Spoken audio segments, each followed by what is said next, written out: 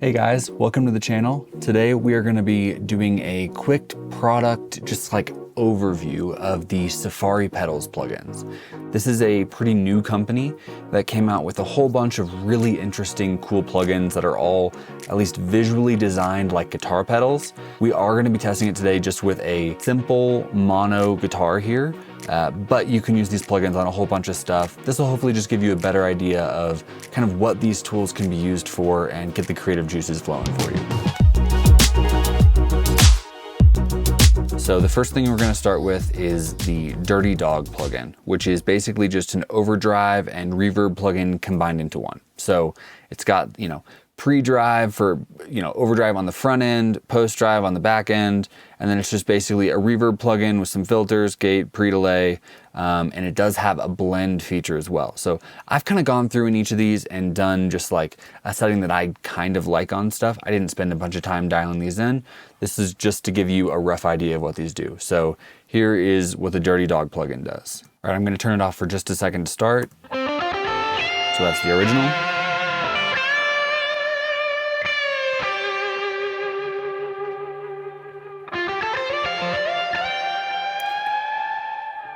I mean, it's cool. It does what it says it does. It has some drive on it and it has some reverb. I can't complain about that. All right, now let's move on to the next one, which is the Dragon EQ. So this one, as far as I can tell, it's basically just a very simple 3-band EQ, low, mid, high. You can adjust the frequency for, each band, but the cool part is really the fact that you can adjust the drive amount per band. So if you wanted to leave the lows alone, leave those clean, but take the mid-range and make it nice and crunchy, you have that option with this plugin. Another cool feature of this plugin is that it has mid-side adjustment. So basically, if you wanted to do this processing just to the middle of the sound or just to the sides of the sound, you would have that option. Now, for this guitar, it's just a mono guitar. So at this point, it doesn't really do anything. But if you had a stereo guitar going, that is something that just gives you more options. All right, let's take a listen. It's off and on.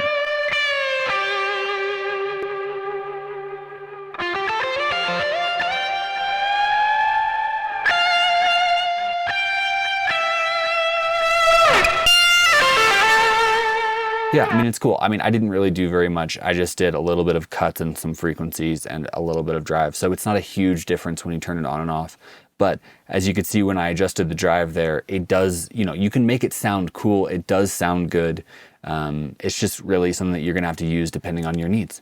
All right, next up is the Flamingo Verb. This one I find really cool. So basically, it has drive on it just like the Dirty Dog did, but it's a lot more subtle of a drive, which I personally find a lot more useful on the mixing side.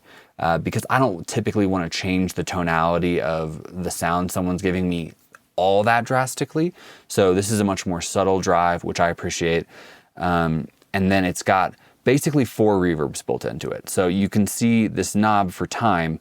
It doesn't really show you when it's changing, but there's basically 4. So on the short end, there's a reverb and then it transitions to another one and then there and there. So you can kind of think of the different reverbs on this dial as like there, there, there, and there. So you can kind of adjust those and see what you like.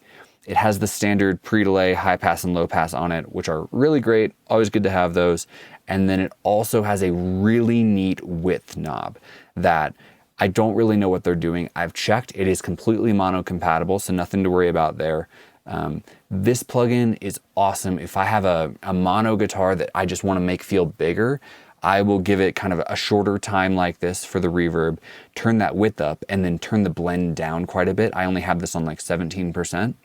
It just makes it feel much bigger. You'll hear it in just a second. So let's just start again with it off, and then I'll turn it on.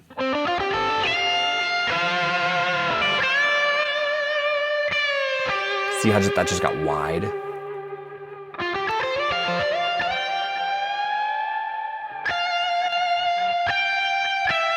Selecting, it's great tone, but that's awesome.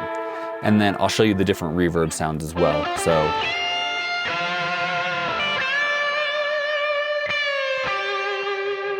there's one.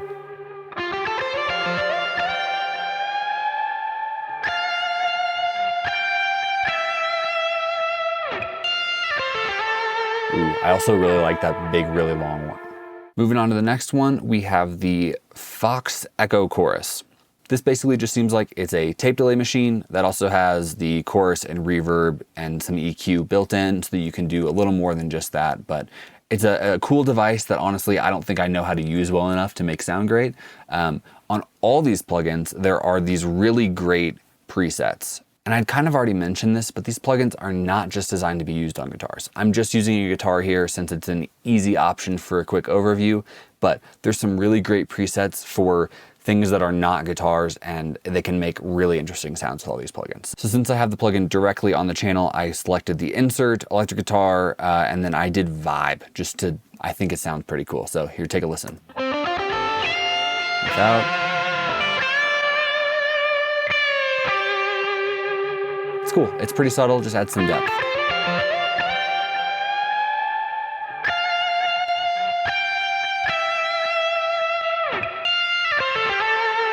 I like it. All right, moving on, we've got the Gorilla Drive, and this is basically as simple as it gets. It's a drive pedal with an input, an output, and a tone knob. So this thing just sounds great. It distorts really nicely. You'll hear it.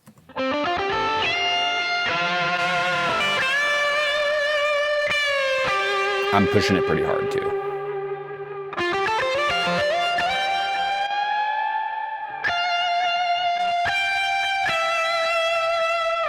Yep, that's a drive pedal. All right, the next one is interesting. So these all, like I said, they look like guitar pedals, but this is actually a mastering chain. So this is a plugin called Lion Master.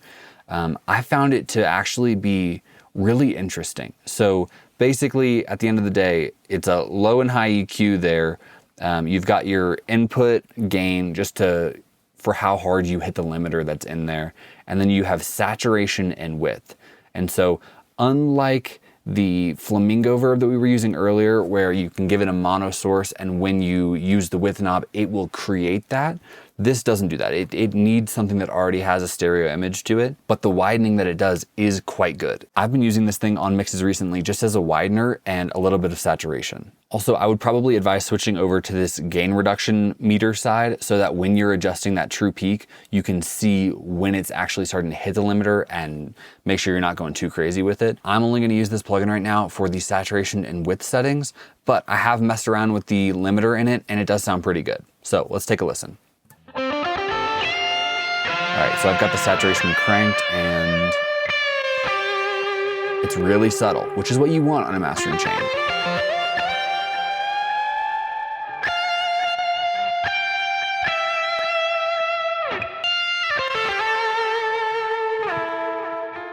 I think the saturation is pretty nice. It gives kind of an analog-y feel. Now to be able to show you the width feature, I'm gonna go back and turn back on the Flamingo reverb that had the widening built into it, just so it already has some stereo-ness to it so that we can hear what the width is actually doing. So that is on, let's hear it.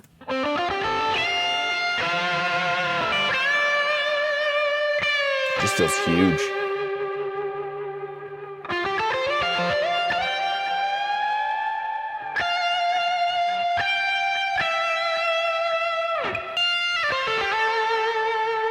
I think it's a really nice widener. It's on the more subtle side, but also, you know, make sure to not overdo it with widening stuff, or you can end up with a mix that just sounds super wide, but doesn't really have the solid middle, which is a critical part of the mix. The next plugin we have is Allll Control, which this is basically just a compressor. So it's 4 different styles of compressor that you get in here. You've got the smooth, the pump, the lo-fi, and the mix bus. And then you just basically adjust through input and output, kind of like an 1176 style where you're adjusting the threshold through the just amount of signal you're driving into it. And then you have your attack and release, and it tells you the attack and release numbers, but they do change depending on the different plugin setting you're using. Something else that's nice about this plugin is it has a blend feature. So you can basically compress something maybe a little heavier than you typically would, and then blend, you know, some of it out, and then you're doing parallel compression within a single plugin, not having to do crazy bussing and everything. It's pretty nice. So we'll take a listen.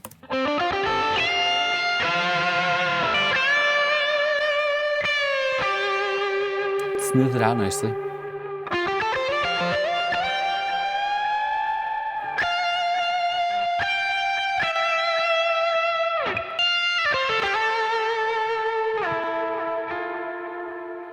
It's kind of cool. I like it. It's a pretty simple plugin, but I think it achieves the job.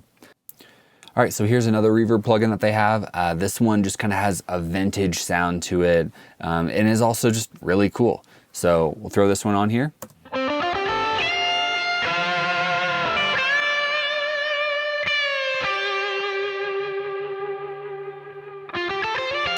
I have it blended pretty low. I'll up that.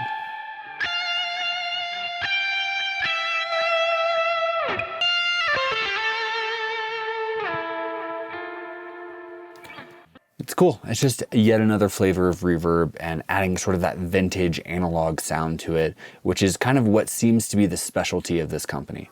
Speaking of that, the next plugin we're going to look at is one called Time Machine. And this is basically, so it's a compressor, but it's designed with filters in it that basically emulate old hardware and the sound of old gear. And this one's really cool. It's basically just a vibe machine. They call it Time Machine, but it's a vibe machine. So let's hit it. It's just cool and gritty and, not gritty, just, I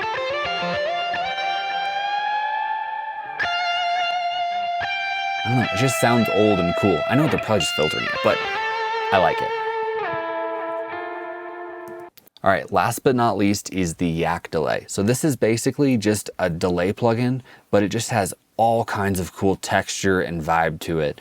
I pulled up the Vocal Ping Pong Dream setting, and I'm really excited to eventually try this on a vocal. I actually haven't yet, but I can't imagine it's not good, just based on how this sounds on electric. So I do have the blend super low. It's only at 6% right now, but just hear how cool this sounds.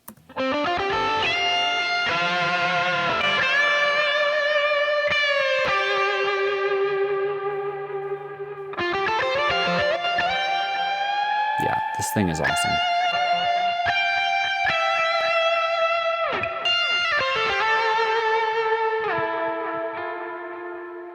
Well, that's all the plugins from Safari Pedals that I had a chance to look at.